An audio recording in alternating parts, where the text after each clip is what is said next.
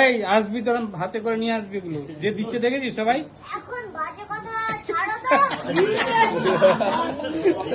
সবাই সবাই হাতে করে কি দিচ্ছে দেখেছিস দেখ তোর মাকে দেখ কি দিচ্ছে নাহলে কিন্তু জেলে বন্দি করে দেবে। তোকেই দিয়ে দেবো দাঁড়া না হয়ে যাবে।